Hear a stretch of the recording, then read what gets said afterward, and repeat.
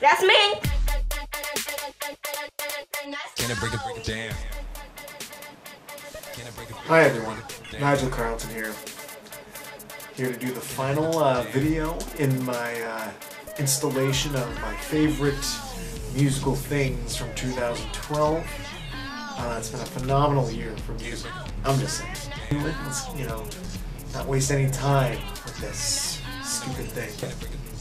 Number 10, I have Phenomena with their new album, Moms. Phenomena is a West Coast indie rock band whose 2010 album, Minds, climbed all the way to the #1 spot of my favorite albums of that year. Since that release, the band actually lost founding member Brett Knopf, who played keyboards, also contributed vocals and production. While I was apprehensive, at first at this loss, I was pleasantly surprised to find that these guys are still turning out great songs. This might be the most immediately enjoyable album Phenomena's ever released. The lyrics are super direct here. They're not as abstract as they were on Minds and Friend and Foe. The lyrics, though, they also have kind of a sense of melancholy, as it is kind of a concept album about how these two guys had relationships with their parents, and that whole thing. The instrumentation on here is also super colorful. You got, the saxophone, of course. You got some really soulful flute solos. You have some marxophone in there. If you're a fan of the band, you'll most likely not be disappointed by this release.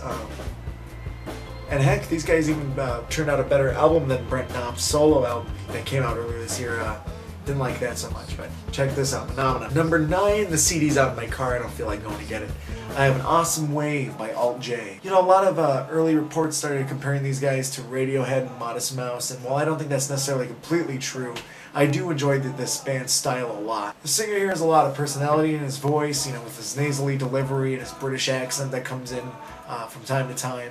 A lot of songs on here are kind of dark and mysterious, but the production really kind of boosts it up and makes it kind of oddly beautiful at times. Take the song Fitz Pleasure, for example. It has this dark minor chord vibe to it, but the syncopated vocals and the distorted bass line really kind of makes it danceable and fun to listen to. I really hope to hear from more from these guys soon, and I don't think any artists have had such an impressive debut album this year.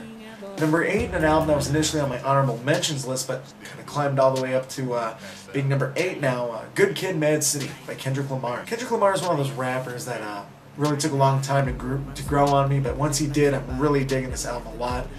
It's kind of labeled as a short film. It's kind of like just this epic concept album, hip-hop album.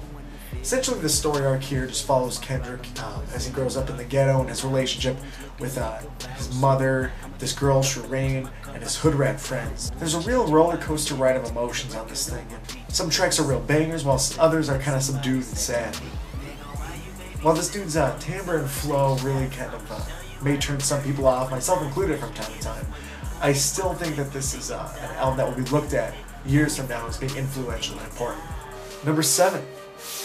I have Blue by Beach House.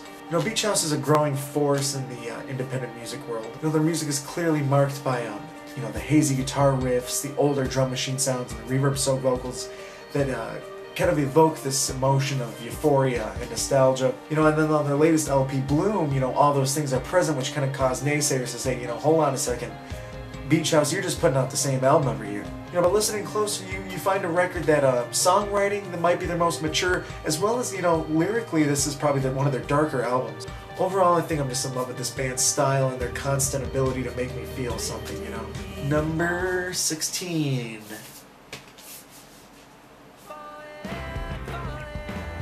This is an album that came out in early 2012, January actually. It's one of the first albums I bought of the year. This thing basically consists of 8 super heavy punk tracks. It is produced by Steve Albini, who is a longtime engineer of Nirvana, and it does kind of have this late 90s kind of grungy punk rock feel to it. It's kind of ironic that this thing is called Attack on Memory, because it did kind of almost immediately provide me with this nostalgic feeling of driving around with my friends during the summer, back in high school, and getting into trouble. And the lead singer here, Dylan Baldy, has this really kind of grainy, half-nasally scream that he uses throughout the album. That it's on the border of angsty without being too whiny, which is one of the big problems I have with a lot of modern punk albums. It's pretty grim and it's not going to be for everyone, but I have to say this is one of my favorite punk albums of the decade. You guys should definitely check this one out. Number 5. Wish You by Liars. Look at that great album cover. I could have done that. Liars is one of those bands that I never listened to up until late, and their new album, pronounced Wish You, it's apparently very different from their older stuff. You know, on this thing they're really embracing more sample, loop-based production. A lot of folks have been comparing this release to Radiohead, and I can definitely see where they get that notion. Listening to a song like His and Mine Sensations, for example, sounds something directly out of King of Limbs. But what I really admire about this album in general is its ability to create eerie tension, and it's kind of like a frightening album for some reason. Something about the way they combine all these percussive noises and weird effects.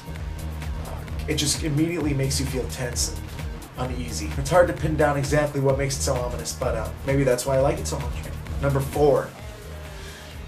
One of the indie titans that returned to the fold in 2012 is the Brooklyn band Grizzly Bears with their new album, Shields. This quartet is known for creating these really rich tapestries of sound and Baroque instrumentation, while still keeping the great songwriting intact at its core. I am pleased to say I love their new album very much more than I thought I would. I just love the balance here between the super gorgeous melodies and harmonies and the sometimes harsh, kind of noisy sections that they added. Of course, the song Yet Again is a great example of that. You know, I think when it's all said and done, I might even like this thing more than their 2009 album, Vacatomest. You know, I think it's more immediate, maybe a little more exciting in parts, you know, which not everyone would agree with me on with that statement, but you know, definitely something that I urge you all to check it out before you make up your minds. Alright, getting down to the top 3 boys. You know, I cannot think of a single album that I was more excited to hear, you know, on a personal level than this number 3 spot. You know, this group has been putting out consistently unique and really quality work now for the past decade. And you know, a lot of people may have been disappointed with their newest release, but I cannot speak enough for its cause in the opposite direction. Of course, I'm talking about Centipede Hurts by Animal Collective. Look at that shiny cover.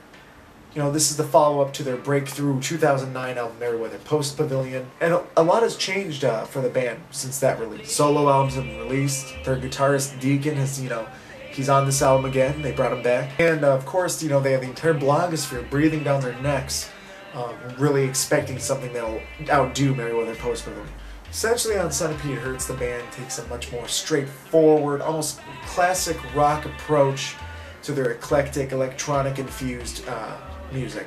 Noah Lennox, aka Patman Bears, playing a real drum set here, and you can almost hear the same bass and guitar tone used throughout, which is something they have not done in a long time. It's really interesting to hear these guys approach that, you know, their sound from that perspective. Every track on here, in my opinion, lives up to what an Animal Collective song should be.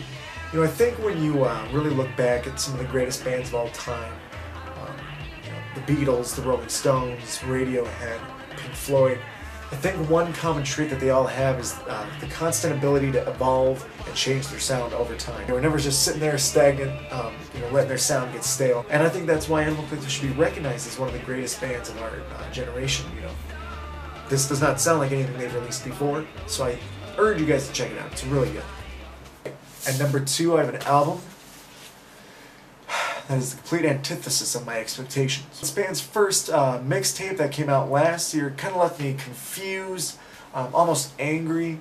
I thought the building hype behind these guys were really unwarranted and almost a joke. But with their one and possibly only major label release that they will ever, you know, put out there, that came out earlier this year, really kind of changed my opinion on them. I found that they really grew a lot, and you know, maybe this band that was just consolidating all their messages into a bunch of loud noise, you know, maybe they were making something that was worth hearing. I'm talking about the infamous Sacramento hip-hop trio, Death Grips, with The Money Store. Words that I would use to describe this album: angry, sexual, raw, catchy, offensive, abrasive. Well, this band is definitely not for everyone, and these guys issue no apologies for their over-the-top, in-your-face sound. You know, when compared to the band's first mixtape, Ex-Military, aside from the obvious production enhancements, MC Ryan, the frontman here, really sounds more put together. Sounds like he's you know, almost listenable on here. Every track on this album has been stuck in my head at some point in the year. And when it's all said and done, it's probably my most listened to album of the year as well. I love albums that get me excited to listen to it. There's only been a few albums that have come out in the past 5 years that have done that for me, and this is certainly a prime example of that. No one knows what lies ahead for these guys. I doubt that they even know what's going to happen to them. But it should be an interesting escalation all the same. I'm looking forward to seeing what they put out in 2013. Maybe something you guys check out. That's all I got to say about it. Number 1. Probably not a surprise. But I gotta say, this album snuck up on me. I enjoyed their 2009 release, Bit Orca, quite a bit. But maybe not as much as everyone else did. Maybe it took me a long time to get into that. However, this album was much more direct, purposefully so. It's a songwriter album. Number 1, I have Swing Low, Magellan by Dirty Projectors. Every song on here, you can tell by listening to it, you can tell that it was labored over, and that singer-songwriter David Longstreth really put a lot of effort into making these great songs. Compared to Bit Orca, you know, they toned down the hocketing and, you know, the almost like African melodies. This thing is more, it's much more classic, almost like 70s rock. However, there's a lot of futuristic little elements in there that make it a really interesting listen. You know, the same percussion is almost used throughout, kind of strange percussion, hand clapping, weird toms being pitch shifted up and down. Another big thing I noticed is that Dave Longstreth, his voice on here, it's interesting, but it's also super dynamic, and he does not sound the same on every track by far. Of course, the song kind of has no trigger on here, one of the best songs I've heard in a very long time. There's like 3 tracks there near the end that are really like kind of like anthemic rock songs that I like a lot. Unto Caesar, of course, is a great one. The Socialites, you even hear Amber Kaufman taking lead vocals on that one. Overall, I think this thing is just a great album. It has a very consistent, you know, progression to it. I've listened to it a million times, so you guys should maybe check this one out. Swing Low, Magellan. It's my number 1 album of 2012. There you go, guys. Sorry, it took me a while. I've been a little sick here, as you can tell. But, you know, I appreciate you guys watching these videos. And, you know, 2013, I'm gonna get that one out before 2014. How about that? So, there you go. Merry Christmas, everyone.